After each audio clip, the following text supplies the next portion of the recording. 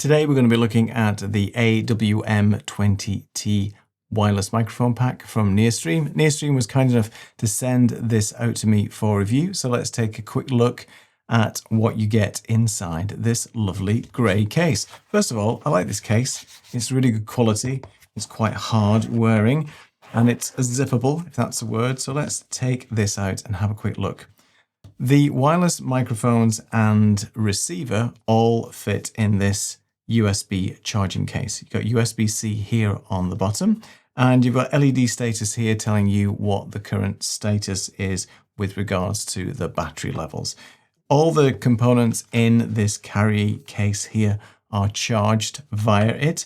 So you can see on these receivers and transmitter at the moment that they're all in red, which means the LEDs are showing us that these devices are in charge. Now you get two transmitters with this. They come on instantly as you take them out of the box.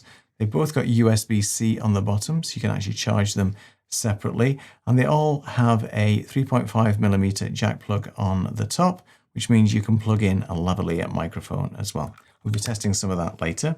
The receiver is on, instantly comes on and starts to pair with these transmitters. And on the bottom, you've got USB-C again, so you can plug this directly into your computer. We're going to be testing that in a second, and it's also going to be charged that way as well. And then we have a headphone jack here for monitoring the levels, and also a jack output for plugging into your camera. They also come with a handy-dandy cold shoe mount, so you can clip this directly to the cold shoe on top of your camera as well. What else is in the box? You get an assortment of cables. We've got the obligatory 3.5mm jack plugs. We've got patch leads as well. We've got the USB-C to USB-C cables for charging, USB splitter cable here. And also, what's interesting is that you get these clip-on dead kittens, which are effectively the windshields for the microphone. I'm going to talk a little bit about these in a bit more detail as we come on to real-world usage, but I'm not a massive fan of these because they don't stay on very well, but we'll talk about that in a second. And then finally, you've got a USB-C to Lightning connector, which means you can actually plug this transmitter into your iPhone, or the receiver, should I say, so you can actually use these with your iPhone as well. We'll try and test that out as well later. So that's what's in the box. Some fun stuff there. Let's plug them in and get them configured and show you some of the settings, and then we'll do some testing of the all-important sound quality. Let me just show you quickly how to pair these microphones and some of the controls on them. Really handy.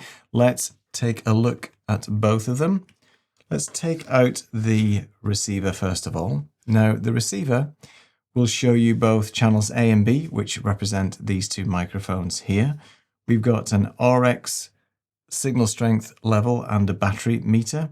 And then we've got the denoise and mute icons on the side here, and I'll show you how that works in a second. On the top, we've got the power button on and off for this device if we want to actually switch it off itself. And then we've got the plus and minus button, which is for the various levels. There's a tiny little button here, which is a reset button. You can push that in with a pencil or a pen. And as I mentioned before, we've got the headphone jack and the auxiliary out. If I turn it around that way, you can see it's a bit clearer. That's effectively for connecting to your camera. And then the USB-C on the bottom. And these are the charging points when it goes into the case. So let's leave that transmitter there, or receiver, should I say. Now, if we take out one of the transmitters, you'll see instantly it pairs, so there's no problem with pairing. I didn't have to faff around with any pairing or anything like that. The LED is lighting up blue at the moment, meaning that noise reduction is not enabled. You'll see it enabled when I turn it on in a second. The buttons on the transmitters, let's just move that out of the way, are very straightforward. You've got the power button here, and if you long press that, you'll basically turn off the microphone. A short press will invoke the noise reduction system, and then a short press on this side will mute the microphone, and this one here is for pairing. So if I just bring this microphone back here, and bring the receiver, you can see obviously talking into this now, the microphone is being picked up already on channel A. If I do a short press on this mute pairing button here, I'll click on it once. This has turned red, and so is this, showing you on channel A now that this is muted. If I short press again, it's going to unmute this. If I short press on the power button, which is the front one, and press it once, you'll see now that this has turned green, meaning that the noise reduction is enabled for this microphone. Now, what you can't do, as far as I'm aware, if I bring this one up here, is as soon as this pairs, the noise reduction is enabled for both devices. So it's not available to actually change the noise reduction and just have it only on one. As soon as I click the noise reduction off on this one, it also switches it off on here. If I press it again on here, you can see that this turns green.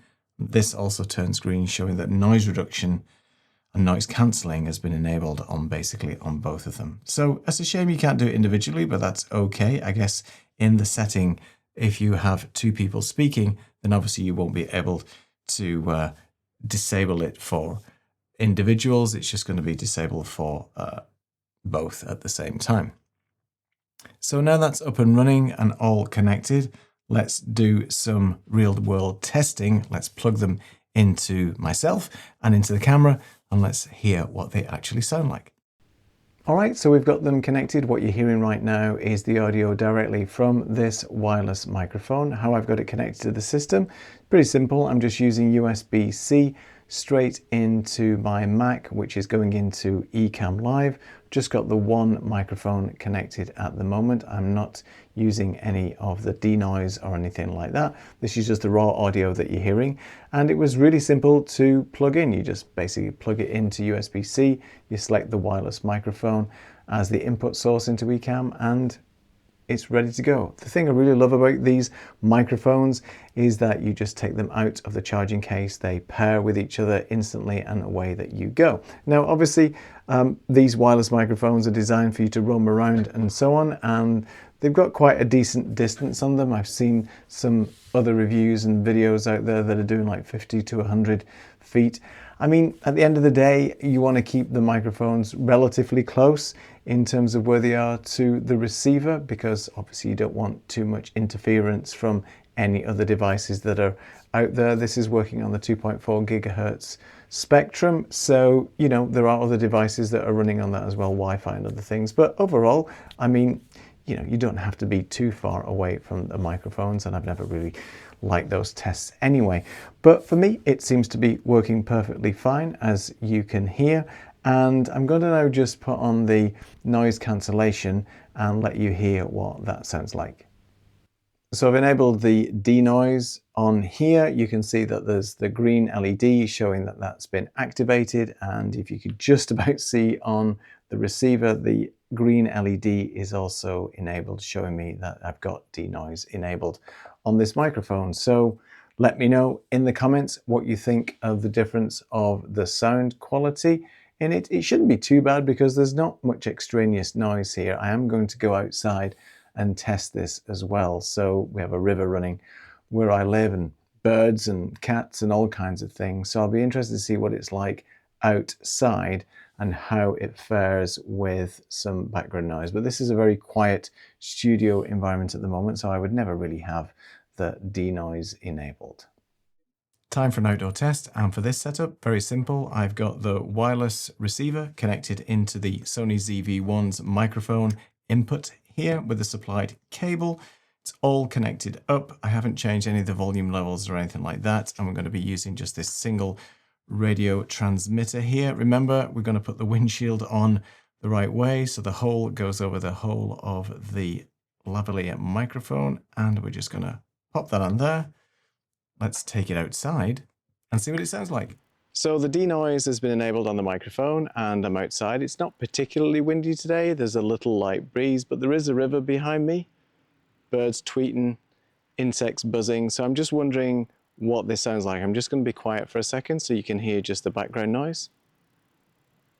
And what it should be doing is trying to cut out as much of the extraneous noise as possible. So you be the judge, you let me know what you think. There's quite a bit of wind now, so hopefully it's going to minimize that wind, and if not, the dead kitten may not be doing its job. But let's have a listen back and see what you think.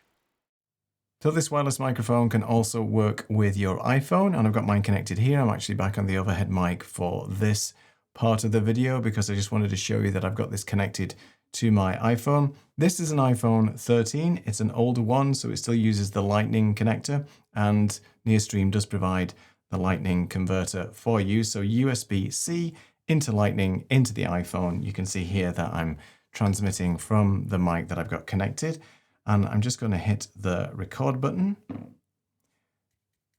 and start tapping on this microphone. You can see that I'm tapping on this. So it's coming through the receiver here and I'm speaking, and you can see it's being picked up as well. So it's literally super easy, plug and play. The iPhone is basically recording whatever is coming out of this wireless mic. So super easy to set up, plug and play, connect, and away you go. And it's a great addition, the fact that you can actually use this to record directly to your iPhone or Android device as well. So I think they sound pretty good. There's no problems with them at all. I think they are literally super easy, plug and play, take them out of the case. They pair instantly, plug them into your phone, into your camera, into your Mac or PC, whatever system that you're using. And it's just literally plug and play and really easy to get decent sound quality out of these microphones. The fact that you get two of them as well is really good, and the denoise works pretty well in most environments. As I mentioned, the only thing I don't really like is the wind muffs that you have on these actual microphones. They are very easy to slip off. They don't clip on very well, and I prefer not to use them if I can, but obviously if you're outside and it's very windy, then you don't really have a choice. But overall, I'm quite happy with these. They're very good, and thank you very much to Nearstream for sending them out to me. I'll see you again in another video. Let me know in the comments what you think. Bye for now.